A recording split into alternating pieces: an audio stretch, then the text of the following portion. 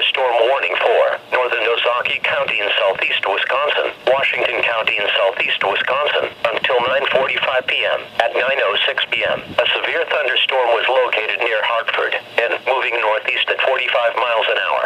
Hazard, quarter-size hail and 70 miles an hour wind gusts. Source, radar indicated. Impact, hail damage to vehicles is expected. Expect considerable tree damage.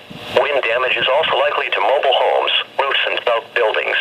Locations impacted include Slinger, Jackson, West Bend Airport, Newburgh, Fredonia, St. Lawrence, Fillmore, Boltonville and Waukesha. Prepare immediately for large hail and damaging winds. People outside should move to a shelter inside a strong building and away from windows.